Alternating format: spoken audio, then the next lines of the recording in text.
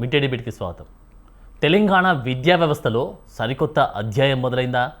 గత 10 ఏళ్లలో కుంటుపడిన ప్రభుత్వ బడులను ప్రజాపాలన సర్కార్ వికాసం వైపు నడిపిస్తుందా అంటే అవునని అంటుంది అధికార కాంగ్రెస్ పార్టీ. కానీ ప్రతిపక్ష బీఆర్ఎస్ మాత్రం సర్కారు చెప్పేది ఒకటి, చేసేది మరొకటంటూ ప్రచారం చేస్తోంది.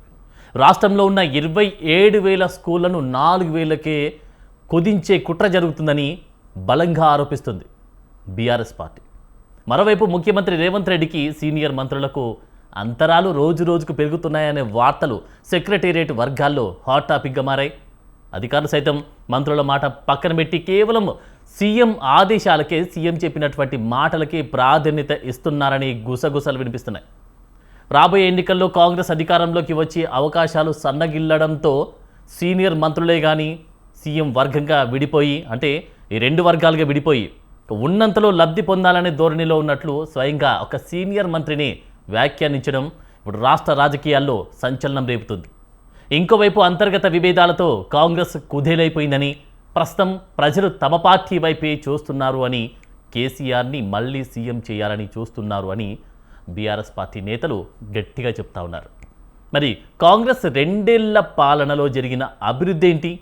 విపక్ష పార్టీ బీఆర్ఎస్ చేస్తున్న ఆరోపణలే కానీ, ప్రచారమే కానీ ఏమిటి? ఇంకా తెలంగాణ ప్రజలు కోరుకుంటున్నది ఏమిటి? ప్రధానంగా ఈ 3 అంశాలపైనే ఇప్పుడు మనం మిడ్ డే డిబేట్లో చర్చిద్దాం. మన డిబేట్లో పార్టిసిపేట్ చేస్తూ ఉన్నారు రామచంద్ర గౌడ్ గారు, కాంగ్రెస్ నేత.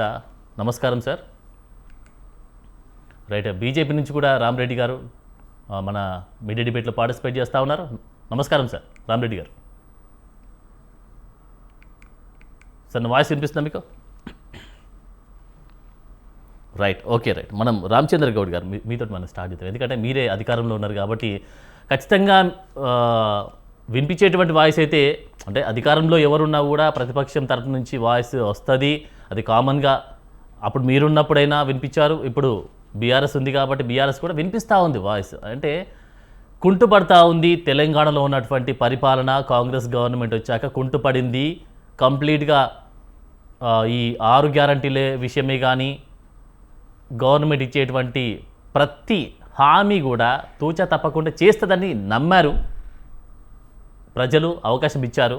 కానీ క్షేత్రస్థాయిలో, అంటే అధికారం రాకముందుకు ఒక మాట మాట్లాడారు, వచ్చాక ఇంకొక మాట మాట్లాడారు అంటూ బలంగా బీఆర్ఎస్ పార్టీ వినిపిస్తున్నటువంటి వాయిస్ మనం చూస్తూ ఉన్నాం. సో దీనికి సంబంధించి మీరేమంటారు? నమస్కారం అండి. నిజానికి అధికారంలో ఉన్న వాళ్ళకు ఎవరైనా కానీ కాయలున్న చెట్టుకే రాళ్ళేస్తారు. ఇక్కడ కాంగ్రెస్ పార్టీ అధికారంలో ప్రజలతో మంచి సంబంధాలుండి ప్రజలతో మమే ప్రతి విషయాన్ని కూడా కలుసుకొని సంతోషంగా ఉన్నారండి అందరూ. దాంట్లో ఇబ్బంది పడాల్సిన లేదు, ఎవరికి ప్రాబ్లం లేదు, అందరూ హ్యాపీగా ఉన్నారు. కానీ ఇక్కడ రాజకీయ నాయకులకు మాత్రమే వాళ్ళకు మింగుడు పడడం లేదు. ఎందుకంటే వాళ్లకు భవిష్యత్తు అనేది ఉండదు అనే ఆలోచనతో వాళ్ళు ఆ రకంగా చేసుకుంటున్నారు. దాంట్లో ఇబ్బంది పడాల్సిన అవసరం లేదు, సంతోషంగా ఉన్నారు అందరు కూడా. ప్రజలైనా ఎవరైనా సంతోషంగా ఉన్నారు, దాంట్లో ఇబ్బంది పడాల్సిన అవసరం లేదు. దీంట్లో మేము మాట్లాడాల్సింది ఏంటంటే కాంగ్రెస్ పార్టీ హ్యాపీగా వాళ్ళకంటే ప్రజలకు ఇచ్చిన వాగ్దానాలతో పాటు ప్రతి ఒక్కరికి కూడా ఇది సౌకర్యంగా చేసేటట్టు ఉన్నది. ఇప్పుడు ప్రజలకు ఇండ్లు ప్రతి ఒక్కరికి కూడా ఇల్లు ఇచ్చే అవకాశం ఉన్నది. అంటే హౌసింగ్స్ లో గుడిసె లేని తెలంగాణ చేయాలనే ఆలోచనతో ఖచ్చితంగా చేస్తున్నాము. దాంట్లో ఇబ్బంది పడాల్సిన అవసరం లేదు. అదే రకంగా 200 యూనిట్ల కరెంటు ఇస్తున్నాము, దాంట్లో ఇబ్బంది పడాల్సిన అవసరం లేదు. ప్రజలకు సంబంధించి ముఖ్యంగా ప్రజలతో మమేకమై ప్రజలకు ప్రభుత్వంలో ఉన్న ప్రతి విషయాన్ని కూడా తెలియజేసే రకంగా ఉంది. వాళ్ళు చేస్తుంటే కొంతమంది నాయకులకు అధికారం కావాలతో మేము భవిష్యత్తులో మేము రాలేము. వీళ్ళు ముఖ్యంగా మనకు ఉన్న విషయాలు, మన ఆర్థిక వనరులకు సంబంధించి ప్రతి విషయాన్ని కూడా మనము తెలియజేస్తున్నాము. దాంట్లో ఇబ్బంది లేదు. స్కూళ్ళ గురించి మాట్లాడితే స్కూళ్లకు మధ్యాహ్నం భోజనంతో పాటు టిఫిన్స్ అంటే బ్రేక్ఫాస్ట్, తర్వాత వాళ్ళకి కావాల్సిన ప్రతి సౌకర్యాన్ని కూడా చేసే రకంగా ముందుంటుంది. తర్వాత రైట్. దీంతో పాటు ఇంకొక వాయిస్ వినిపిస్తుందండి నియోజకవర్గానికి ఒక మోడల్ రామచంద్ర గౌడ్ గారు. దాంతో పాటు ఇంకొక వాయిస్ వినిపిస్తుంది. 27,000 స్కూళ్లను 4,000కు కుదించే కుట్ర చేస్తుంది అంటున్నారు కదా, దీనికి సంబంధం మీరేం చెప్తారు?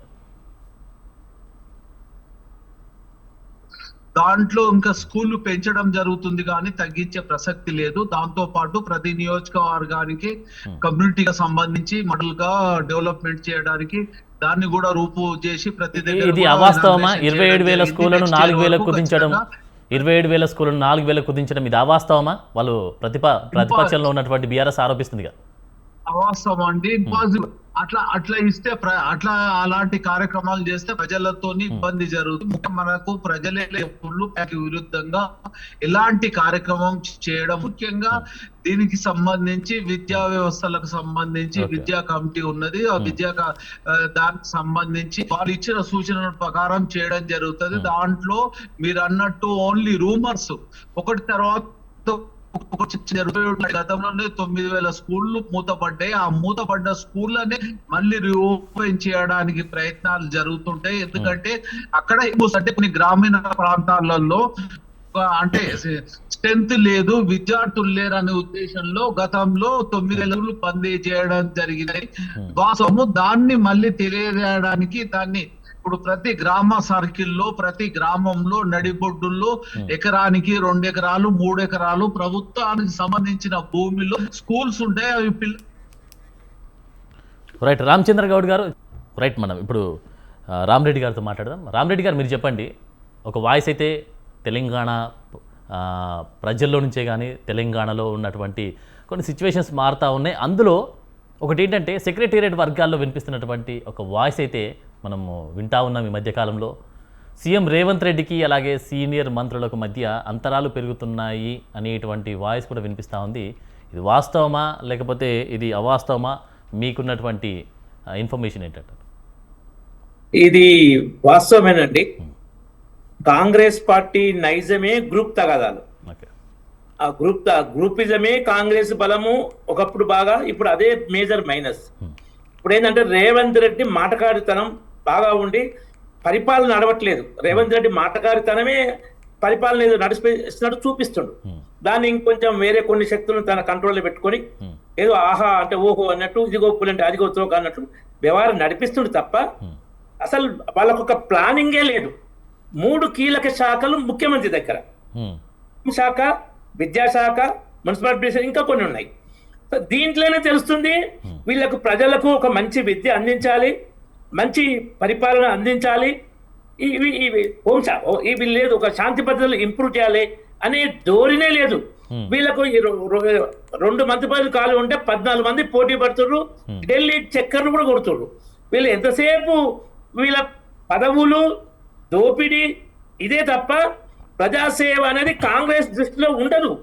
ముఖ్యంగా ఏంటంటే అక్కడ సోనియా గాంధీ, కాంగ్రెస్ పార్టీ అంటే సోనియా గాంధీ కుటుంబ పెత్తనం, ఇంకా అంతకు మించి ఏమి లేదు. ఆడ ఓ సిద్ధాంతం పాటు ఏమి లేవు. దానికి ఒక ఉన్న అస్త్రం ఏంటంటే ఓటు బ్యాంక్ రాజకీయాలు. దాన్ని వాడుకుంటున్నారు. దాన్ని ఏంటంటే మిగతా ప్రతిపక్షాలు రాష్ట్రాల వారిగా కాంగ్రెస్ అయితే గత 3 దశాబ్దాల్లో 3-4 దశాబ్దాల బలహీనపడుతూ వస్తుందో కాంగ్రెస్ స్థానాన్ని ప్రాంతీయ పార్టీలు ఉత్తరప్రదేశ్, బీహార్, బెంగాల్, తమిళనాడు, ఇట్లా ఏమైనా ఆంధ్రప్రదేశ్, ఇక తెలంగాణ ఇట్లా తీసుకున్నాయి. దాంతో బలపడుతుంది ఈ ప్రాంతీయ పార్టీలు. ఇప్పుడు బీజేపీ దేశవ్యాప్తంగా విస్తరించి 17 రాష్ట్రాల ముఖ్యమంత్రులు, 4 ఎన్డీఏ ముఖ్యమంత్రులు ఏంటంటే మిగతా పార్టీలను కాంగ్రెస్ పార్టీ తనతో కలుపుకోపోవాలంటే ఈ ఓటు బ్యాంక్ రాజకీయ బలమైన అస్త్రం. ముస్లిం పూర్తిగా అనుకూలంగా ఉండడం, కాంగ్రెస్ అంటే ముస్లింలు ఇట్లా పోతే రాహుల్ గాంధీ ఎప్పుడు హిందూ వ్యతిరేకంగా మాట్లాడితే ముస్లిం వర్గం మొత్తం కాంగ్రెస్ దిక్కుంటే మిగతా ప్రతిపక్ష పార్టీలు బీజేపీ ఏతర పార్టీలన్నీ విధి లేని పరిస్థితుల్లోనైనా కాంగ్రెస్ తో ఈ స్ట్రాటజీ తప్ప ప్రజలకు మేలు చేయాలి, మమ్మల్ని ఎన్నుకున్నారు, మేము హామీలు ఇచ్చాం, డెవలప్ చేయాలనే ధోరణి బేసిక్ అప్రోచ్ లేదు. ఇక దీర్ఘకాలిక ప్రణాళిక, స్వల్ప ప్రణాళిక లేదు. ఎప్పటికప్పుడు బిల్డప్లు, 6 గ్యారంటీలు, 400 హామీలు, డిక్లరేషన్ అయితే బొందబెట్టిన విషయాన్ని డైవర్ట్ చేయడం కోసం కొత్త కొత్త డ్రామాలు, మెట్రో విస్తరణని, కిషన్ రెడ్డి గారి మీద ఒక వీధి రౌడీ లాగా నువ్వు ఎట్లా తిరుగుతావు, నీ సంగతి తెలుస్తా అని ఒక ముఖ్యమంత్రి హోదా మర్చిపోయి అధ్వానంగా మాట్లాడడం, రోజు మీడియా ఏదో విధంగా రేవంత్ రెడ్డి ఉండే ప్రయత్నంలో ఈ డ్రామాలు కొనసాగించతోటి పరిపాలన పూర్తిగా గాడి తప్పి ఏంటంటే ఉన్నాడు రేవంత్. కాంగ్రెస్ లో కూడా మిగతా ప్రత్యామ్నాయం రేవంత్ రెడ్డికి ఆల్టర్నేట్ గా ఒక లీడర్ లేరు. దాన్ని రేవంత్ రెడ్డి పూర్తిగా వినియోగించుకుంటారు. ఇక ఢిల్లీ సోనియా కుటుంబంకి ఏంటంటే రెగ్యులర్ గా మూటలు రావాలి, దాన్ని అందించడంలో రేవంత్ రెడ్డి దిట్ట. అక్కడ కర్ణాటకలో ఏంటంటే సిద్ధరామయ్య తర్వాత శివకుమార్, ఈ రెండు వర్గాలు బలంగా ఉండే కాబట్టి సిద్ధరామయ్యను కొంతకాలం ఎప్పటికప్పుడు మారుస్తామంటే ఆయన దగ్గర మూడాలు తెప్పించుకున్నారు. ఎప్పుడైతే శివకుమార్ అంతకన్నా ఎక్కువ ఇస్తా అని చెప్పిండు, సిద్ధరామయ్య దించేసి శివకుమార్ పెట్టారు. ఆ పరిస్థితి తెలంగాణ లేదు.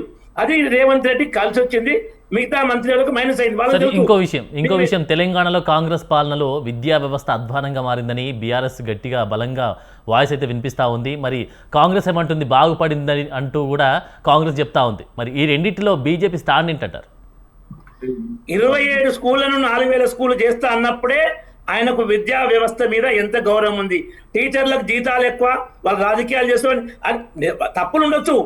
దాన్ని ఎలా పరిష్కరించాలంటే బయట పబ్లిక్ గా రాజకీయంగా రాదు, ఒక సమావేశం పెట్టుకొని వాళ్ళను సెక్రటరీ నువ్వు విద్యా వ్యవస్థ అధికారుల ద్వారా లేకుంటే తాను పెట్టుకొని పాజిటివ్ సూచనలు చేసి వాళ్ళకి హెచ్చరించవచ్చు, తప్పే లేదు. ఆ బాధ్యత కూడా అది చేయకుండా నువ్వు వాళ్ళను దోషులుగా చేసి నాకేదో పిల్లల మీద విద్యా వ్యవస్థ మీద ప్రేమ ఉందని ఓవర్ యాక్షన్ చేస్తే అది సత్ఫలితాలు ఇవ్వదు. తాత్కాలికంగా ప్రజల దృష్టిలో ఏదో చేస్తున్న ఇంప్రెషన్ కల్పిస్తుంది తప్ప అది విద్యార్థులకు మేలు కాదు. విద్యార్థులే రాష్ట్రానికి కానీ దేశానికి కానీ భవిష్యత్తు. వీళ్ళు డెవలప్ అయితేనే రాష్ట్రం దేశం డెవలప్ అయ్యేది. కానీ ఆ స్కూల్స్ నే మూసేస్తా, నేను మధ్యాహ్నం భోజనం పెడతా, టిఫిన్ మంచిగా పెడతా, ఇవి ప్రైమరీ కాదు. ఇవి భోజనాలు టిఫిన్లు ప్రైమరీ కాదు. నువ్వు మంచి స్టాఫ్ని ఇవ్వడం, మంచి ఈక్విప్మెంట్ ఇవ్వడం, మంచి వాతావరణం ఇవ్వడం, కాన్ఫిడెన్స్ ఇవ్వడం. ప్రైవేట్ స్కూల్ వెళ్ళకండి, ప్రభుత్వ పాఠశాలలు అద్భుతంగా పనిచేసిన ఒక విశ్వాసాన్ని ప్రజల్లో కల్పిస్తే అనవసరంగా వేలకు లక్షలు పోసి ప్రైవేట్ స్కూల్ వాళ్ళు ఎందుకు పోతారు? నువ్వు అది చేయలేనప్పుడే నేను చేయనని ఇండైరెక్ట్ సంకేతాలు ఇచ్చినప్పుడే ప్రజలు విధి లేని పరిస్థితుల్లో వేలు కుమ్మరించి ప్రైవేట్ విద్యా సంస్థలకు వెళ్తారు. నువ్వు ఆ వాతావరణం వాళ్ళ ప్రైవేట్ విద్యా సంస్థలతో కుమ్ముక్కై మీదికి మాత్రం గవర్నమెంట్ స్కూల్స్ అని మాట్లాడి లోపల వాళ్ళతో కుమ్ముక్కై నువ్వు వాళ్ళకి అనుకూలంగా చేస్తే వాళ్ళు విధులేని పరిస్థితులు వెళ్తారు. ప్రైవేట్ ప్రభుత్వ విద్యా వ్యవస్థ దెబ్బతింటది. ప్రభుత్వ బాధ్యత మెయిన్ విద్యా, వైద్యం, శాంతి భద్రతలు ఇవి. దీంతో పాటు మిగతా ఆర్థిక అభివృద్ధి. కానీ వీళ్ళకి అది ఏం లేదు. అధికారం వచ్చింది, ఇక రేవంత్ రెడ్డి తెలుసు, మీరు అన్నట్టు మంత్రులకు అందరూ తెలుసు, మళ్ళీ ఇప్పట్లో కాంగ్రెస్ అధికారం రాదు కాబట్టి ఇక ఉన్నప్పుడే దోసుకోవాలి. మిగతా మంత్రులు కూడా నేను ముఖ్యమంత్రి అని ఎవరికేం ఆశ లేదు కాబట్టి ఆయన శాఖలో దోసుకోవాలి. వాళ్ళు కాకపోతే రేవంత్ ముఖ్యమంత్రి అని మమ్మల్ని అంటారని కొంతమంది మంత్రులు గ్రూప్ కట్టుకోవడం, ముఖ్యమంత్రి అయిదామని కాదు, ముఖ్యమంత్రి వాళ్ళ మీద చర్య తీసుకోకుండా వాళ్ళని వ్యతిరేకించారు. నీ దోస్తు నువ్వు చేసుకో, బీఆర్ఎస్ అంటుంది కదా సార్, గత అంటే వాళ్ళ హయాంలో విద్యా వ్యవస్థను మెరుగుపరిచామంటూ కూడా చెప్తా ఉంది బీఆర్ఎస్ కి సంబంధించి. మరి ఇది వాస్తవమేనా? లేదండి, వాళ్ళు విద్యా వ్యవస్థ మీద మెరుగుపరిచే దృష్టి ఎప్పుడు పెట్టారు? అది కల్వకుంట్ల కుటుంబ దోపిడీ సంస్థ ప్రైవేట్ లిమిటెడ్ కంపెనీ. ఇంతకుముందు ఒక ఛానల్ అయిన మన జగిత్యాల జీవన్ రెడ్డి ఇది మారినప్పుడు ఏంటంటే బీఆర్ఎస్ మారినప్పుడు కాంగ్రెస్ కుటుంబ పార్టీగా ఇట్లా మారి దోపిడీ చేస్తుంటే మరి అంతకన్నా పోయి ఇది ప్రైవేట్ లిమిటెడ్ కంపెనీ కదా కేసీఆర్ది, నువ్వు దాంట్లో పోయి అంతకన్నా పెట్టుందా? తర్వాత పార్టీ ఫిరాయింపులకు మన పితామహుడే కేసీఆర్ కదా అని అన్నప్పుడు ఆన్సర్ లేదు జీవన్ రెడ్డి దగ్గర. సో ఈ రెండు ఒకదాని కోటి ఏంటంటే తెలంగాణ పిల్లలు కొద్దిగా తెలియకోవాలంటే ఏ రాయితే 10 కొట్టుకోవాలి అన్నట్టు ఉన్నాయి ఈ రెండు పార్టీలు. కొంచెం అంతో ఇంతో కామన్ సెన్స్ తోటి మినిమం రాజకీయ ప్రజ్ఞలకు ఏంటంటే కుటుంబ పార్టీలు ప్రజాసేవ చేయాయి. వాళ్ళు రాజకీయాలను దోపిడీ బాగా రాత్రి ఎక్కువ సంపాదించుకునే సాధనంగా చూస్తాయి. ఏంటంటే పప్పు బెల్లాల లాంటి అసాధ్యమైన హామీలు ఇచ్చి అధికారంలోకి వచ్చి దోసుకోవడం, నెక్స్ట్ మళ్ళీ ఎట్లా వేరే పార్టీ వస్తుంది, మళ్ళీ ఆ పార్టీ కూడా అదే పని చేస్తే మళ్ళీ మాకే వస్తుంది అనుకుంటున్నారు.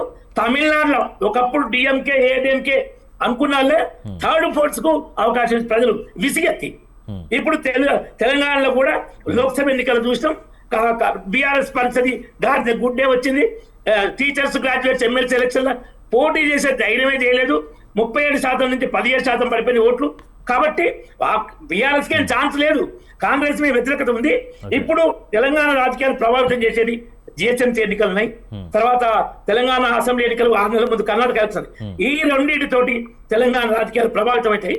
మొదలు బీఆర్ఎస్ థర్డ్ ప్లేస్ పోతుంది, తర్వాత కర్ణాటక ఎలక్షన్ తర్వాత కాంగ్రెస్ థర్డ్ ప్లేస్ పోతుంది.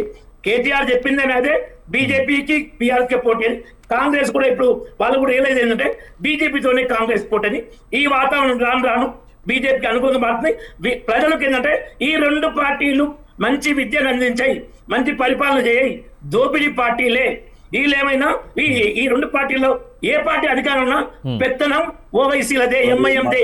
కాబట్టి డబుల్ ఇంజన్ సర్కారు అద్భుతమైన ఒకసారి జంగయ్య గారి దగ్గరికి వెళ్ళక ముందు ఒకసారి రామచంద్ర గారితో మాట్లాడే ప్రయత్నం చేద్దాం. రామచంద్ర గారు మీరు చెప్పండి, దీనికి సంబంధించి అంటే మనకు రామరెడ్డి గారు చెప్పినటువంటి మాటలకి బీజేపీ మిత్రుడు రామరెడ్డి గారు మాట్లాడారు కదండి, ఆయనకు ఒక ప్రశ్న అడుగుతున్నాను. ఇప్పుడు కేంద్ర ప్రభుత్వం నుంచి మనకు నవోదయ విద్యాలయాలు జిల్లాకు ఒకటి ఉంటది, తర్వాత డివిజన్ కు ఒకటి ఉంటాయి. మీరు ఈ 12 సంవత్సరాలలో తెలంగాణ రాష్ట్రానికి ఇచ్చింది ఏమున్నది, దాని గురించి మాట్లాడమానండి. ఆయన కూడా అంటుండు దోపిడీలు అది ఇది అని అంటుండు కదా. ఇప్పుడు సుమారుగా 100 మంది ఎంపీలను ఎమ్మెల్యేలను దోపిడీ దొంగలను వాళ్ళని ఈడీ రైడ్లు చేసుకొని వాళ్ళ దాంట్లో పార్టీలో మార్చుకున్నారు. ఆ పార్టీలో మార్చుకుంటే వాళ్ళు ఉత్తములు అయిపోతుండ్రా నిర్మాలాగా. వాళ్ళు కూడా ఎన్నో హామీలు ఇచ్చారు. విదేశాల నుంచి 15 లక్షల కోట్ల రూపాయలు, అంటే ప్రతి ఒక్కరి అకౌంట్ లో 15 లక్షల రూపాయలు ఇస్తామని చెప్పారు. ప్రతి సంవత్సరం 2 లక్షల ఉద్యోగాలు ఇచ్చాను ఇస్తామని అన్నారు. ఆయన నోరా ఏందా అని ఒకటి సందర్భంగా అడుగుతున్నాను. ఆయన మాట్లాడితే దోపిడీ అంటున్నారు. ఎక్కడ దోపిడీ చేసిన దాని మీద లీగల్ చేసుకోండి. ఏదో నోరు ఉన్నది ఆ నాలుగు ఉన్నది మాట్లాడడం కాదు. ఎక్కడ దోపిడీ జరుగుతుంది దాని మీద లీగల్ గా చేయండి. ఏదో నోరు ఉందని పారేసుకోవాల్సిన అవసరం లేదు కదా. మీరు ఎక్కడ దోపిడీ జరుగుతుంది, దీని మీద దోపిడీ జరుగుతుంది, దాని మీద చర్చించండి, దాని గురించి మాట్లాడండి. ఏదో నోరు నాలుగు ఉన్నదని మాట్లాడడం కాదు. నేను 3వ ప్రశ్నలు అడుగుతున్నా. నవోదయ విద్యాలయాలు ప్రతి నియోజకవర్గానికి కావాలి, జిల్లాకు కావాలి. ఈ 12 సార్లలో మీరు తెలంగాణ రాష్ట్రంలో అధికారం వచ్చిన తర్వాత మీరు ఎన్ని చేసిండ్రు? ప్రతి ఒక్కరి అకౌంట్ లో 10 లక్షలు అమౌంట్ వేస్తామన్నారు, జీరో దాంట్లో అదేం చేసిండ్రు? 2 కోట్ల ఉద్యోగాలు ఇస్తామన్నారు, అదేం చేసిండ్రు? అదే రకంగా కార్పొరేట్ సంస్థ సుమారుగా 16 లక్షల కోట్ల రూపాయలు మాఫీ చేసిండ్రు. రైతులు చేసిండ్రు. ఉన్నత వర్గాలు ఉన్నతంగానే పెరుగుతున్నారు, లేని వర్గాలు ఇంకా పెరుగుతున్నారు. మీరు మాట్లాడుతున్నారు కదా దోపిడీ గురించి మాట్లాడుతున్నారు, మీకు అసలు నైతిక అర్హత లేదంటున్నారు. ఎందుకంటే దోపిడీ దాంట్లను అందరినీ పార్టీలో చేర్చుకుంటున్నారు. వాళ్ళందరినీ మీ దాంట్లోనే ఉన్నారు. 100 మంది లిస్ట్ ఇస్తాను, వాళ్ళందరినీ పార్టీలో తీసుకొని దోపిడీ బీజేపీ లాగానే తయారైతుంది. కానీ దాని గురించి ఎవ్వరు కూడా లేదు. ఎలక్షన్లు వచ్చినప్పుడు మత విద్వేషాలను రెచ్చగొట్టడము, అదే రకంగా ఏదైనా యుద్ధం వస్తుందని ఏదో చేయడం తప్పించి ఏదో చేస్తున్న తప్పించి మీరు హిందువులకు చేసింది ఏమున్నది, ఎవరికి చేసింది ఏముంది, మీరు డెవలప్మెంట్ ఏమున్నది అది చెప్పండి. కానీ ఏదో నోల్క ఉన్నదని ఇక్కడ తప్పు జరిగింది, అప్పుడు తప్పు జరిగిందని ఎత్తి చూపండి. ప్రతిపక్షంలో మీకు ఇచ్చినాయి ఇప్పుడు 8 మంది ఎంపీలను 8 మంది ఎమ్మెల్యేలను ఇచ్చింది, కానీ ఫ్యూచర్ లో మీకు ఎలాంటిది ఉండదు. ఎందుకంటే మొన్న బై ఎలక్షన్ లో చూసినాం, జూబ్లీ బై ఎలక్షన్ లో చూసినాము. మీకు ప్రత్యామ్నాయం అంటే కాంగ్రెస్ కే గానీ ఇటు బీఆర్ఎస్ కే గానీ ప్రత్యామ్నాయం తెలంగాణలో తర్వాత మున్సిపల్ ఎలక్షన్ లో చూసినాము, మీకు వచ్చేది జీరో. ఈ సందర్భంగా తెలియజేస్తున్నాం. రామచంద్ర గారు, మీకు అంటే కాంగ్రెస్ కి గానీ బీఆర్ఎస్ కి గానీ ప్రత్యామ్నాయం తెలంగాణలో మేమే అంటూ కూడా బీజేపీ చెప్తా ఉంది. దీనికి మీరేమంటారు? దీనికి సంబంధించి అదంతా ఉత్తదండి. బీజేపీ బీఆర్ఎస్ కలుసుకొని మొన్న వచ్చినాయి. వాళ్ళు మొత్తము ఓటు ఇప్పుడు బీజేపీ బీఆర్ఎస్ కాదు, ఎన్ని పార్టీలు కలిసినా కాంగ్రెస్ కు పోటీ అనేది లేదు చెప్తున్నాము. వాళ్ళు ఏది లేని దాని గురించి ఒట్టేనే మాట్లాడుతున్నారు. ఇది తప్పు జరుగుతుంది, ఇది ఏం జరుగుతుందని ఎత్తి చూపండి. ఇక్కడ అన్యాయం జరుగుతుంది, దోపిడీ అంటున్నారు. ఎక్కడ దోపిడీ జరుగుతుందో చెప్పండి కదా. ఏదో ఉన్నదని చెప్పి దోపిడీ జరుగుతుంది, దాని మీద ఎంక్వైరీ చేయించండి, లేకుంటే దాని మీద ధర్నా చేయించండి, ప్రజా క్షేత్రంలో పోయి మాట్లాడండి. ఏదో టీవీలో ముందు వచ్చి మాట్లాడడం ఇక్కడ తప్పు జరిగింది. ఒక్కసారి జంగయ్య గారితో మాట్లాడదాం. జంగయ్య గారితో మాట్లాడినాక మళ్ళీ మీకు అవకాశం ఇస్తాను. జంగయ్య గారు మీరు చెప్పండి. ఇప్పుడు వినిపిస్తున్నటువంటి వాయిస్ అయితే మనం వింటా ఉన్నాం. తెలంగాణలో లుకలుకలు జరుగుతూ ఉన్నాయి. వారి మధ్యలో మాట పెరగడమో, లేకపోతే తారతమ్యాలు, లేకపోతే పాలన పరంగా కూడా వ్యత్యాసం కనిపిస్తూ ఉంది. ఎవరికి ఎవరు కూడా పొంతం లేనటువంటి పాలన చేస్తూ ఉన్నారు, అసలు రేవంత్ రెడ్డి మాట ఎవరు వినట్లేదు, ఏ మంత్రి కూడా వినట్లేదు అంటూ కూడా చెప్తా ఉన్నారు. దీనికి సంబంధించి మీరేమంటారు? వాస్తవం అండి, మీరు చెప్పింది 100% కరెక్ట్.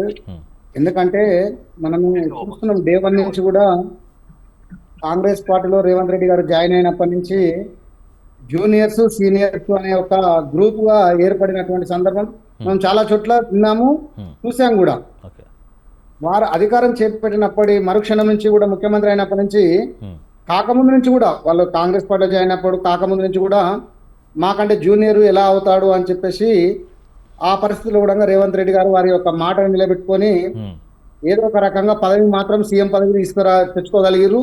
ఈ రోజు దాదాపు దాన్ని దిగ్విజయంగా 2 సంవత్సరాలు పూర్తి చేసి ఎవరేమనుకున్నా నేను చేసేదే చేస్తా అని చెప్పేసి స్పష్టంగా ముందుకెళ్ళిపోతున్నారు. ఉమ్, మంత్రులు ఎంతమంది ప్రతి చోట కూడా ప్రతి మంత్రి జగ్గారెడ్డి గారు కానివ్వండి, కోమటిరెడ్డి వెంకటరెడ్డి గారు కానివ్వండి, మామూలుగా మనకు బట్టి విక్రమార్క గారు కానివ్వండి, ప్రతి ఒక్కరు కూడా ఉమ్, మేమేం తక్కువ కాదు, మేము కూడా ముఖ్యమంత్రులమే అని చెప్పుకునే స్టేజ్ మనం చూసాము.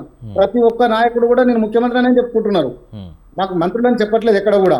ఓకే. అంటే మేము కూడా నాకేమీ అర్హత లేదా అని ఉమ్, అట్లా ప్రతి ఒక్కరు పదవి ఆశించడం తప్పలేదు. కాకపోతే కష్టే ఫలి అన్నట్టు రేవంత్ రెడ్డి గారు వచ్చిన తర్వాతనే పదవి ఏ విధంగా అంటే అధికారంలోకి రావడం, దానికి శాయశక్తులకు కృషి చేయడం, వారు ఇలా చేయడం వలన దాంతో ఒక మంచి పేరు వస్తుంది అని ఒక ఆలోచనతో మంత్రులలో కూడా ఒక ఆలోచన విధానం, రేపు నిజంగా కూడా ఈ విధంగానే జరిగితే రేపు కంటిన్యూషన్ రేవంత్ రెడ్డి గారికి ఆ పేరు వస్తుందని ఒక ఆలోచనతోన, ఉమ్, లేకపోతే వారికి పదవులు రాలేదని ఒక సంకుచిత ధోరణితోన ఎక్కడికక్కడ కూడా ముఖ్యమంత్రి గారికి మాత్రం సపోర్ట్ చేస్తలేరు అనేది జగమెరిగిన సత్యంగా ఇక్కడ భావించవచ్చు మనం. రైట్. కాంగ్రెస్ చెప్తున్న విద్యా వ్యవస్థే కానీ అంటే విద్యా వ్యవస్థలో వికాసం వైపు నడిపిస్తూ ఉన్నాము అంటూ కాంగ్రెస్ చెప్తా ఉంది.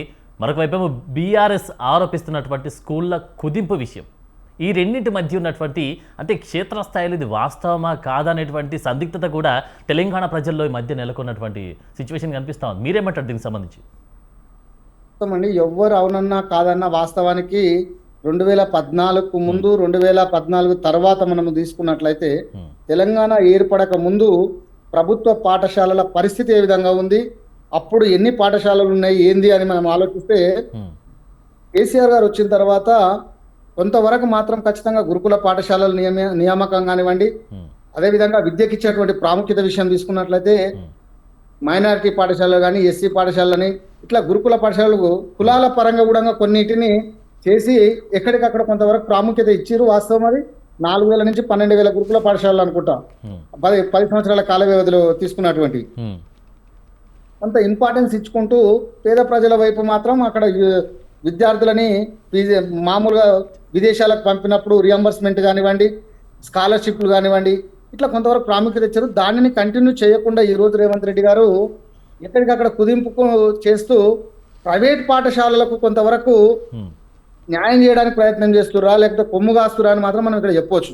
ఎందుకంటే ఎక్కడికక్కడ కూడా మనకు ప్రభుత్వ పాఠశాల ఇంతకుముందు గతంలో మీరైనా మేమైనా కొంతమంది ఒక జనరేషన్ మొత్తం ప్రభుత్వ పాఠశాలలో చదువుకున్న వాళ్ళే తప్ప ప్రైవేట్ పాఠశాలకు పోయే స్తోమత లేనటువంటి బడుగు బలహీన వర్గాలకు అండగా ఉండేది ప్రభుత్వము. అలాంటి ప్రభుత్వం ఈ రోజు ప్రభుత్వ పాఠశాలను మూసేసి కొంతమంది ఎవరంటే టీచర్స్ ని అలొకేట్ చేయకుండా అక్కడ ఎక్కడికక్కడ అక్కడ వసతులు కల్పించకుండా ఇలాంటి ఇబ్బందులు పెట్టకుండా చేస్తే బాగుంటుంది. కానీ ఇంకొక విషయం ఏంటంటే ఇక్కడ ఇంటిగ్రేటెడ్ స్కూల్స్ అని చెప్పేసి రేవంత్ రెడ్డి గారి పరిపాలనలో నిన్న ఒక ఇబ్రాహీంపట్నం నియోజకవర్గంలో ఆరుట్ల గ్రామంలో అంటే జస్ట్ ఇక్కడ నుంచి మనకు ఒక 30 కిలోమీటర్స్ ఇంటిగ్రేట్ చేయడం అంటే వారు చేస్తున్నటువంటి పని ఎలా ఉంది అంటే ప్రభుత్వాలు కొంతవరకు సపోర్ట్ చేస్తున్నట్టే ఉంది, కానీ కొంతవరకు కొన్ని మూసివేయడం వల్ల కొన్ని ప్రభుత్వ పాఠశాలల్లో ఇబ్బందులు ఎదురవుతున్నాయి.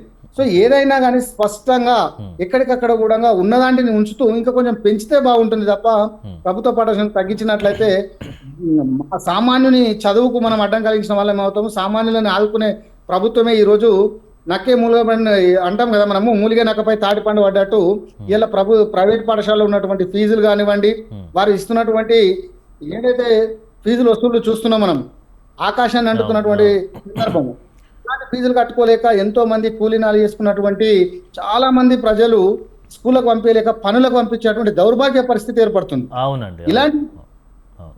ఇలాంటివి మనం జరగవద్దు అనుకుంటే ఖచ్చితంగా ప్రభుత్వం చొరవ తీసుకొని ఇంకా కొన్ని పాఠశాలలు అంటే ఎంత మాక్సిమం మనము ఎవరికైనా తిండి పెట్టకపోయినా పర్వాలేదు కానీ కనీసం విద్యను అందిస్తే ఆ విద్యతో అతను అవకాశాలు సృష్టించుకొని 10 మందికి అవకాశం కల్పించేటువంటి స్థాయి విద్యకు ఉంటుంది. ఏమి లేకున్నా కానీ విద్య ఉండడం వలన మనిషి తన తలరాతను తను మార్చుకోగలిగినటువంటి ధైర్యం వస్తుంది. కానీ దాన్నే మీరు దూరం చేస్తే రేపు భవిష్యత్తు తరాలకు మీరు ఏమి ఇస్తున్నారు, భావి తరాలకు మీరు ఏమి అందించబోతున్నారు? మీరు ఇచ్చేటువంటి కంపెనీలు పెట్టినా ఏవి పెట్టినా వాళ్ళకు ఆ అవగాహననే లేనప్పుడు ఎక్కడికి వెళ్ళొస్తుందండి? అంటే వేర్ల నుండి కదా మనం చేయాల్సింది. అంటే విద్యా వ్యవస్థని ప్రక్షాళన చేయాల్సినటువంటి అవసరం కూడా ఈరోజు ఏదైతే పాలకుల మీద లేదా, పాలకులు ఎందుకు వాటిని మరుస్తున్నారు? ఎవరు అంటే అడగాల మిమ్మల్ని? ప్రతిపక్షాలు అడిగితే కానీ మీరు చేయలేని పరిస్థితి మీకు తెలియదా? మీరు ఏదైతే పాదయాత్రలు చేసిరు కదా అధికారంలోకి రాకముందు కాంగ్రెస్ పార్టీ, రేవంత్ రెడ్డి గారు గ్రామ గ్రామం తిరుగుతూ చేసుకున్నారు కదా, మరి వారికి ఇచ్చినటువంటి అప్లికేషన్స్ ఏమైనాయి అంటే ఎందుకు ఇవన్నీ పట్టించుకోరు? అంటే అధికారంలోకి రాకముందు మీరు ఒక మాట చెప్తారు, అధికారంలో వచ్చిన తర్వాత వాటిని అన్ని చెత్తబుట్ట దాఖలు చేస్తున్నారా? ఏ పార్టీ ఉన్నప్పటికీ కూడా ప్రజలకు ఇచ్చినటువంటి హామీలు కానీ మేనిఫెస్టో అంశాలు కానీ ప్రతి దాని మీద స్పష్టంగా ప్రజలకు న్యాయం జరిగే విధంగా ఉండాలి. కానీ పేర్లకు మాత్రం ప్రజాపాలన అని చెప్పేసి మీరు ప్రజలకు అందాల్సినటువంటి సంక్షేమం కానీ అభివృద్ధి కానీ పక్కకు పెట్టేసి వాటిని కొంత కుదించడం అనేది మాత్రం ఇది సక్సెస్ కాదు. ఇబ్బంది భవిష్యత్తులో వారికి ఇబ్బంది అవుతుంది మాత్రం మీరు స్పష్టంగా చెప్పొచ్చు. ఇంకో విషయం అండి, రేవంత్ రెడ్డికే కానీ ఇటు సీనియర్ మంత్రులకు మనం డిస్కస్ చేస్తూ ఉన్నాం, అంతే అంతరాలు కానీ అధికారుల తీరుపై వస్తున్నటువంటి వార్తలు తెలంగాణ పరిపాలనపై ఎలాంటి ప్రభావం చూపించంటారు? ఎలా ఉందంటే యథా రాజా తదా ప్రజ అంటాం కదా. అంటే రేవంత్ రెడ్డి గారు ఒక ఆదేశం ఇస్తారు, మన కోమటిరెడ్డి అంటే మంత్రి కోమటిరెడ్డి వెంకటరెడ్డి గారు ఇంకొకటి చెప్తారు, అట్లనే బట్టి విక్రమార్క గారు ఇంకొక విషయం చెప్తారు. ఇట్లా ఎవరికి వారే యమునా తీరే అన్నప్పుడు అధికారులు ఎవరి మాట వినాలి, ఎవరు చెప్పింది చేయాలి? అంటే ఒక నాయకత్వం కింద పనిచేస్తున్నటువంటి మీ పార్టీలో ప్రభుత్వంలో మీరే సఖ్యత లేకపోతే ఈ సఖ్యత లేని కారణంగా జరిగేటువంటి అభివృద్ధి కానీ సంక్షేమం కానీ కుంటపడుతుందని చెప్పేసి మాత్రమే మనం చెప్పొచ్చు. ఈ అభివృద్ధి కుంటపడడానికి కారణం ఎవరు అని అయ్యా అంటే మీలో మీరే తనుకుంటే మూడో వారికి సందే కదా.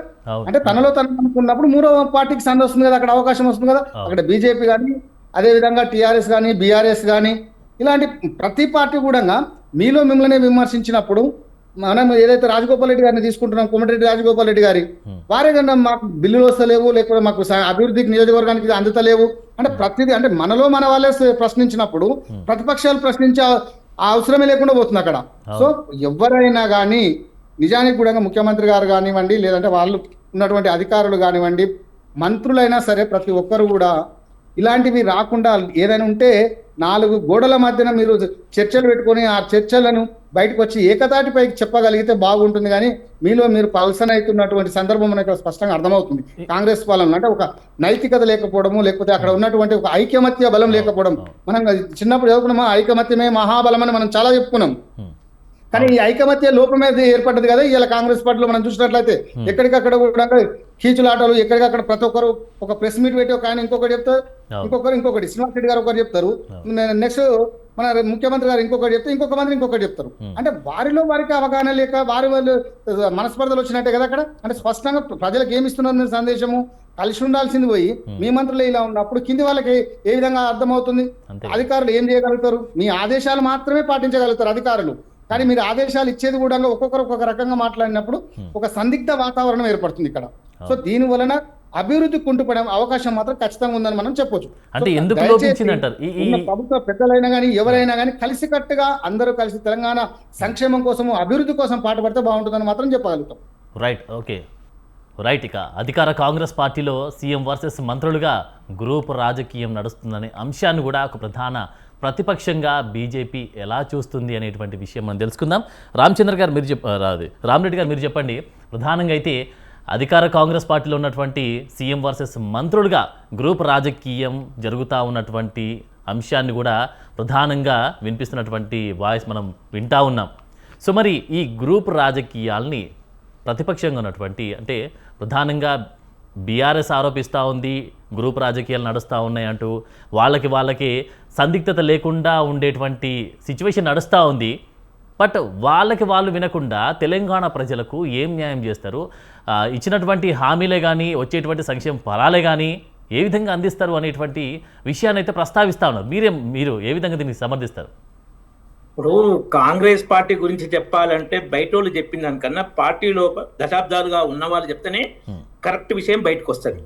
ఎందుకంటే వాళ్ళు దశాబ్దాలు పేరు ఈ రేవంత్ రెడ్డి వచ్చి దశాబ్దం కాలే అందులో. ఆయన బయట ఉన్నప్పుడు కాంగ్రెస్ బాగా స్టడీ చేశాడు. సరే లోపలికి మాట్లాడు. మన ఈ కామారెడ్డి మాజీ షబ్బీర్ అలీ చెప్పాడు కాంగ్రెస్ పార్టీలో పదవులు రావాలంటే డబ్బులు ఇవ్వాలి, ఇంకేదో చేయాలంటే ఘోరంగా మాట్లాడాడు. ఇప్పుడు ఆయన కటౌట్ పెడుతుండు ఏంటంటే పార్టీకి షబ్బీర్ అలీ మూలం అది అని పెడుతుండు. మరి ఏం చర్యలు తీసుకుని రోయేమో. ఇప్పుడు రామచంద్ర గౌడ్ గారు ఇంతకుముందు ఏదో ఆరోపణలు చేశారు, దానికి ఎవిడెన్స్ చూపించండి తర్వాత వారు మాట్లాడేటప్పుడు. ఇప్పుడు నేను చెప్పేదానికి నేను ఆధారాలు చూపిస్తాను. ఆయన కూడా కేసేసాడు, ఎవరు నా వయసు కాదని కేసేసాడు, మరి పోలీస్ కేసేసిండు. మీరు ఒకటే మాట్లాడము కాదు, మాట మాట్లాడిండా కాదా అనేది ఆయన సొంత స్టేట్మెంట్ ఇచ్చి కేసు చేసిండు కదా. రామచంద్ర గారు మీరు చెప్పినప్పుడు చెప్పండి. ఇంతకుముందు ఇప్పుడు వారు ఏదైతే ఆరోపణలు చేశారో బోండి మీద బీజేపీ మీద దాని సాక్ష్యాలు వారు చూపించవచ్చు. నేను ఓపెన్ ఛానల్ చేస్తాను, డిస్టర్బ్ చేయ ఏమిటి సాక్ష్యాలు చూపిస్తే. ఇప్పుడు నేను కాంగ్రెస్ గురించి నేను సాక్ష్యాలు చూపిస్తా, వారు డిస్టర్బ్ ఒక్క నిమిషమే చెప్పండి చెప్పండి చెప్పండి రామరెడ్డి గారు చెప్పండి.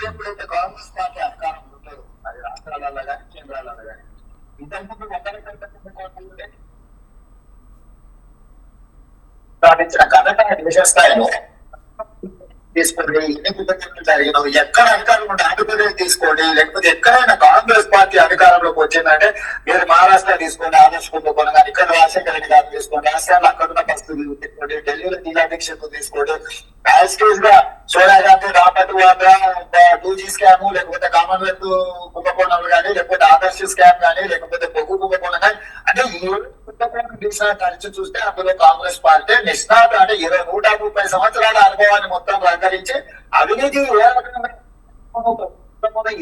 వేల లక్షల కోట్ల పల్లెటూరు కాంగ్రెస్ పార్టీ నుంచి నేర్చుకోవాల్సింది కేవలం.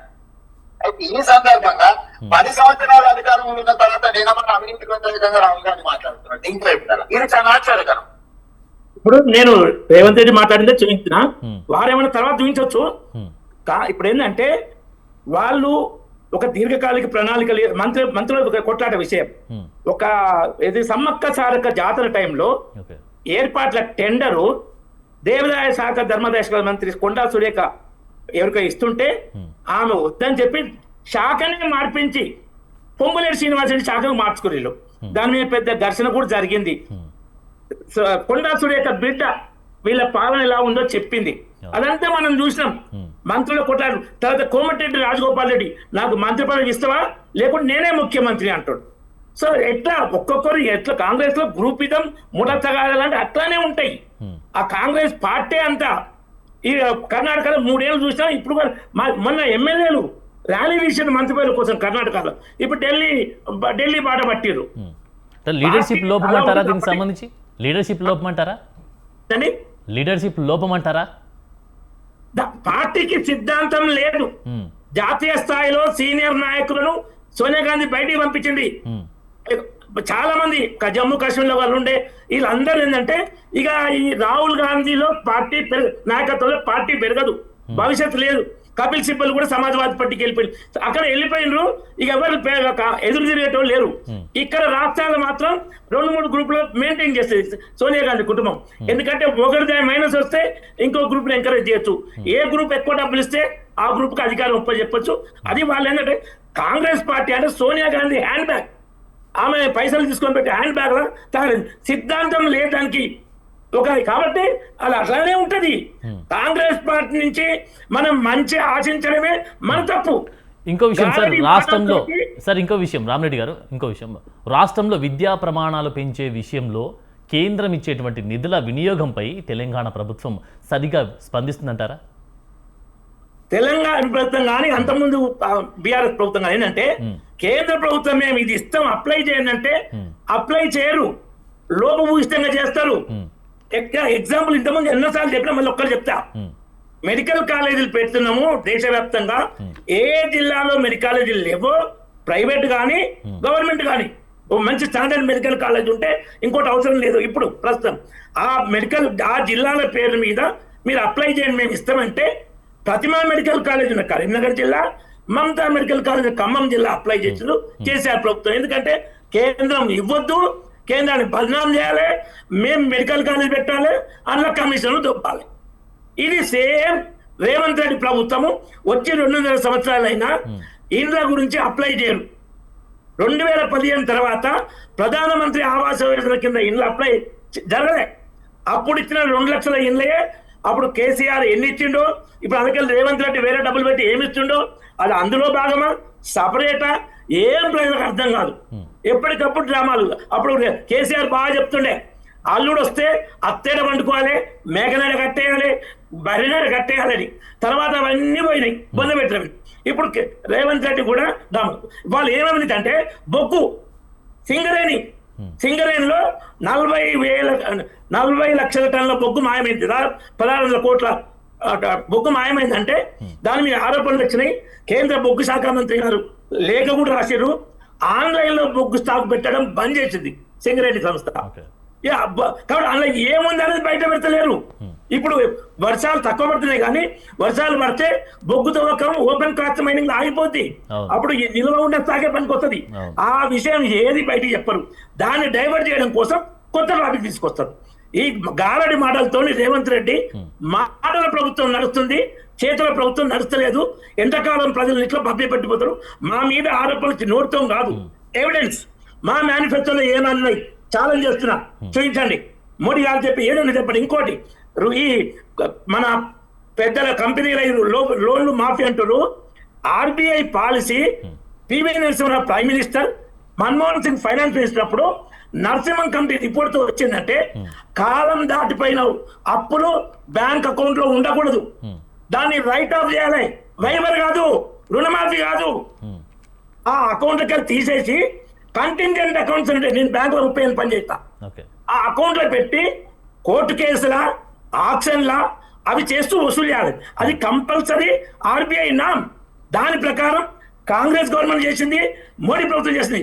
ఎక్కడ రుణమాఫీ పారిశ్రామికవేత్తలు కానీ వ్యాపారం అది రుణమాఫీ కాదు.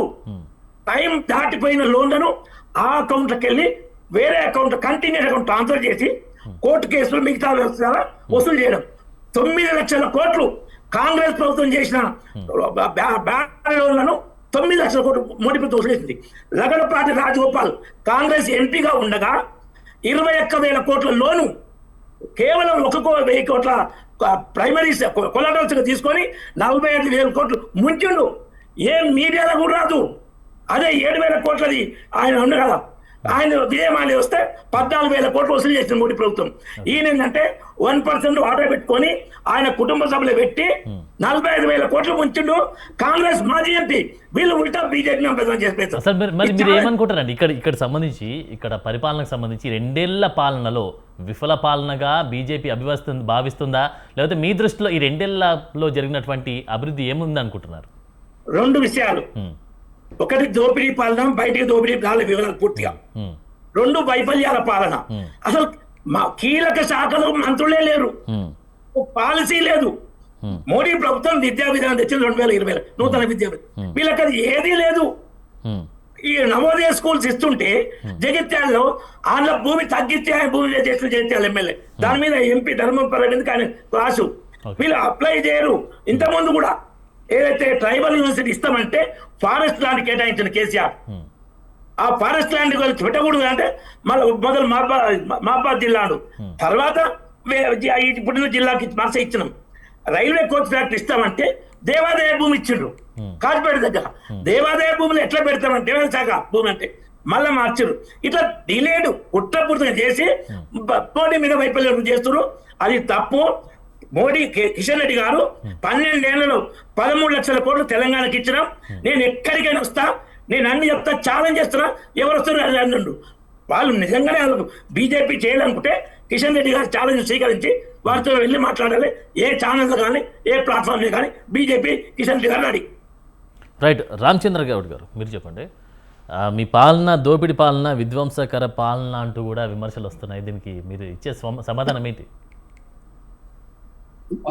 నాలుకగానంలో మనకు అర్థమవుతలేదు. వాళ్ళకు అంటే ఫ్యూచర్ లో కూడా మేము అధికారంలో రానని ఒక టెంప్ట్ గా వాళ్ళు మాట్లాడుతున్నారు. వాళ్ళిద్దరు కూడా ఈ 12 సంవత్సరాలలో మేము చేసింది ఏముంది? వీళ్ళు అంటున్నారు కదా నవోదయ స్కూళ్ళు 12 సంవత్సరాలలో మన తెలంగాణకు ఏమి ఇచ్చిందంటే దానికి జవాబు లేదు. యూనివర్సిటీ గురించి లేదు, కోచ్ ఫ్యాక్టరీ గురించి లేదు. నేను ఇంకో విషయం చెప్తున్నాను, 100 మంది ఎంపీల గురించి మనం చెప్పాల్సిన అవసరం లేదు.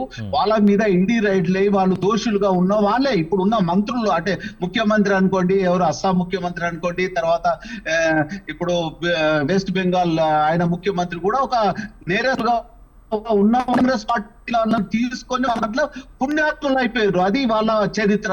వాళ్ళ గురించి మాట్లాడాల్సిన అవసరం లేదు. వాళ్ళు చెప్పేది ఇప్పుడు ప్రతి సంవత్సరం 2 కోట్ల ఉద్యోగాలు అన్నారు. ఎన్ని కోట్ల ఉద్యోగాలు ఇచ్చారు ఈ 13 సంవత్సరాలలో? అదే రకంగా వీళ్ళు ప్రతి నెల 15 లక్షల రూపాయలు ఇస్తామన్నారు. అది ఎక్కడ పోయింది?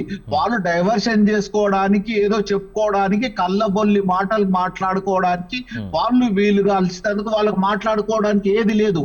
నిజంగా ఇది ఉన్నదంటే ప్రజాక్షేత్రంలో మీరు మాట్లాడండి. ఇది తప్పు జరుగుతుంది, వీళ్ళు బొగ్గు కుంభకోణాలు అంటూ బొగ్గు గురించి ఎంక్వైరీ చేయండి. అదే రకంగా మీరు అంటున్నారు ఇది హాస్పిటల్ గురించి, ప్రతి మెడికల్ కాలేజీల గురించి. మెడికల్ కాలేజ్ ఇచ్చే బాధ్యత మీద ఉంది.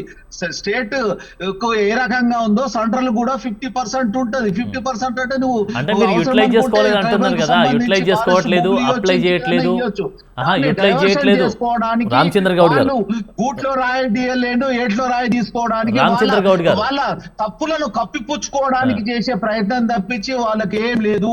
బీజేపీకి బీఆర్ఎస్ కు పుట్టగతులు ఉండవు. రామచంద్ర గౌడ్ గారు, రామచంద్ర గౌడ్ గారు యాక్చువల్ ఏంటంటే రామచంద్ర గౌడ్ గారు, చెప్పుకొని మార్కెట్ రామచంద్ర గౌడ్ గారు యాక్చువల్ ఏంటంటే రామరెడ్డి గారు ఏం చెప్తా ఉన్నారు, మోడీ ప్రభుత్వం 7 నవోదయ పాఠశాలలు ఇచ్చింది, మిగతా అప్లై చేస్తే ఇస్తుంది లేని దగ్గర. మీరు అప్లై చేయట్లేదు అంటూ కుండ బద్దలు కొట్టినట్టు మాట్లాడుతా ఉన్నారు. దీనికి ఏం సమాధానం చెప్తారు మీరు? నిజామాబాదు, భద్రాద్రి కొత్తగూడెం, మేడ్చల్, మల్కాజ్గిరి, మహబూబ్ నగర్, సంగారెడ్డి, సూర్యాపేట 7 నవోదయ పాఠశాలలు ఇచ్చారు, మిగతా అప్లై చేస్తే మీరు రివర్స్ గా విమర్శలు చేయడం కాదు, అప్లై చేస్తే ఇస్తారు కదా అని చెప్తా ఉన్నారు కదా, దీనికి సమాధానం ఏం చెప్తున్నారు మీరు?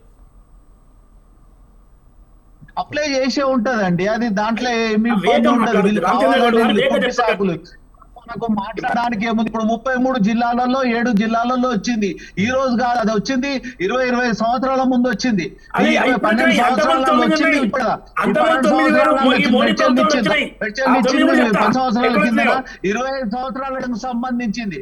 ప్రతిది కూడా ఈ సంవత్సరంలో 20 సంవత్సరాలలో లేదు. అవి చెప్తా చెప్పమంటే పాత నల్గొండ, చలకుర్తి, కరీంనగర్, కామారెడ్డి, కొమరంభీం, రంగారెడ్డి, సిద్దిపేట, వరంగల్, నాగర్కర్నూల్ ఇవి పాతాయి. ఏముంది కొత్త ఇచ్చింది? ఈ 12 సంవత్సరాలలో ఏం లేదు. జగిత్యాల, నిజామాబాదు, భద్రాద్రి కొత్తగూడెం, మేడ్చల్, మల్కాజ్గిరి, మహబూబ్ నగర్, సంగారెడ్డి, సూర్యాపేట ఈ 7 కొత్తయి. ఉన్నాయి, అవి పాతవి ఉన్నాయి కానీ కొత్తవి అసలు వేరేనయ్యా. ఇక్కడ 9 వేరే, ఇవి కొత్తయి. ఈ 7, 9, 16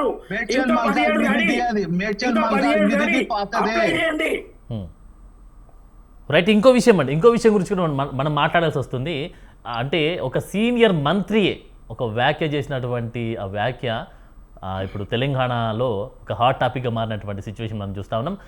రాబోయే ఎన్నికల్లో గెలుపు అవకాశాలు తక్కువగా ఉన్నందున ఉన్నంతలో లబ్ధి పొందాలనేటువంటి, అంటే ఒక సీనియర్ మంత్రి వ్యాఖ్యానించడం కూడా వస్తున్నటువంటి వార్తలపై మీ స్పందన ఏంటి రామచంద్ర గౌడ్ గారు?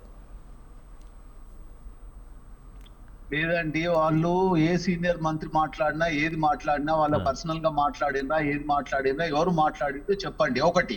ఇంకో విషయం, ఇంకా 30 నెలల కాలం ఉంది. 30 నెలల కాలంలో ప్రజల అభిప్రాయం 30 నెలల్లో ఎన్ని ఎలక్షన్స్ చూసినాం? గ్రామ పంచాయతీ ఎలక్షన్లు చూసినాము, మున్సిపల్ ఎలక్షన్ చూసినాము, 2 బై ఎలక్షన్లు చూసినాము. ఆ బై ఎలక్షన్ల ముందు కూడా వాళ్ళు జబ్బలు చర్చుకొని ఎన్నో మాటలు మాట్లాడేది. మరి ఈ ఎలక్షన్లలో మీ రిజల్ట్ ఏం దాకా వచ్చింది?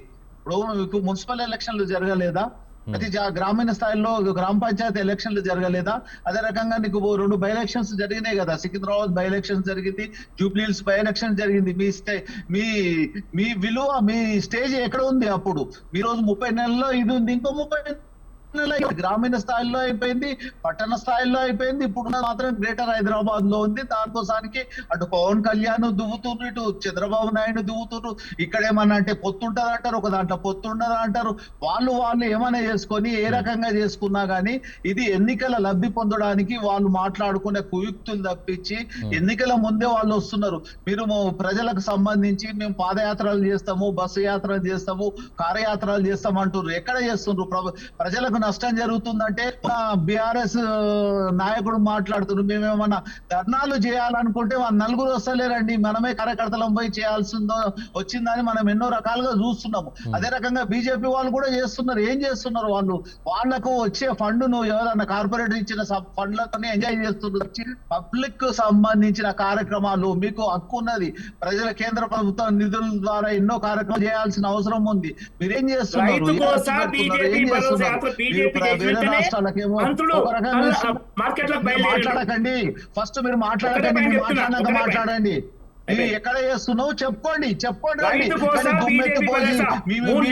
సంవత్సరాలన్నా ఈ కార్యక్రమం చేస్తున్నామని మీరు చెప్పుకోవడానికి మీకు ఏం లేకనే ఇది కాంగ్రెస్ పార్టీని విమర్శించే స్టేజ్ కి వస్తున్నారు. మీరు చెప్పుకోవడానికి మాకు ఇది చేసినాం, ఈ మంచి పనులు చేసినాము, ప్రతి అకౌంట్ లో 15 లక్షల రూపాయలు వేసినాము, ప్రతి ఒక్కరు దాంట్లో అంటే ఇన్ని ఉద్యోగాలు ఇచ్చినాము, ప్రతి సంవత్సరం ఇన్ని ఉద్యోగాలు ఇచ్చినాము అని చెప్పుకుంటున్నారా? ఏం చెప్పుకుంటున్నావు? ఏదన్నా అంటే ఈడీ రైడ్ చేసుడు, ఇన్కమ్ ట్యాక్స్ రైడ్లు చేసుకోవడం, సిబిఐ రైడ్లు చేసుడు, వాళ్ళ మీద చేసుకొని వాళ్ళని పార్టీలో కలుపుకొని పునీతులు అయిపోతున్నారు. అదే రకంగా నడుస్తుంది. ప్రతి ఒక్కరు కూడా ప్రజలు గమనిస్తున్నారు. ఎంతమంది ఉత్తమాలు తీసుకుంటారు, అంత మంచి మోడీ ప్రభుత్వం పట్ల ఎంత నమ్మకం పెట్టండి, బొంతపూర్ల పార్టీ పెట్టండి. రండి కదా మరి ఈ ఎలక్షన్లలో చూశారు కదా, ఈ 4 ఎలక్షన్లు చూశారు కదా, గ్రామ పంచాయతీ ఎలక్షన్లు చూసాము, మున్సిపల్ రైట్. మనం రామచంద్ర గౌడ్ గారి సమయం ఎక్కువ లేదు, రామరెడ్డి గారు అలాగే జంగయ్య గారు సమయం మనకు ఎక్కువ లేదు కాబట్టి ఒకసారి షార్ట్ వర్డ్ లో రామచంద్ర గౌడ్ గారు షార్ట్ వర్డ్ లో చెప్పండి. రామచంద్ర గౌడ్ గారు ఒక్క మాటలో మీరు చెప్పేటువంటి ఇన్ఫర్మేషన్ ఏంటి? తెలంగాణ ప్రజలకే కానీ ప్రతిపక్షాలు ఉన్నటువంటి వారికి కానీ మీరు ఇచ్చేటువంటి సందేశం ఏంటి ఒక వర్డ్లో?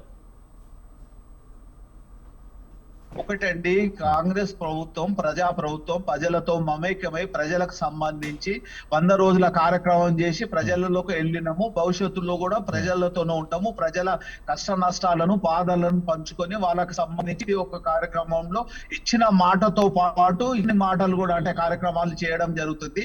ఇంకోటి ఇక్కడ ఏం జరుగుతుందంటే మనకు ఆర్థికంగా కొన్ని ఇబ్బందులు జరిగి కొన్ని మహాలక్ష్మి కార్యక్రమాలు కొన్ని చేయలేకపోయినాము. అవి కూడా కంప్లీట్ చేయడానికి మేము రెడీ ఉన్నాము. ఇప్పుడు పిండి కొద్ది రొట్టె మనకు వచ్చిన రంజను బట్టి మనం ఏం చేస్తున్నామో, ఎక్కడ వేస్టేజ్ అవుతుంది అనే విషయాన్ని మీరు చెప్పండి. ఇక్కడ మీరు వచ్చి జంగయ్య గారు మీ వర్షన్ చెప్పండి ఒక 1 వర్డ్ లో.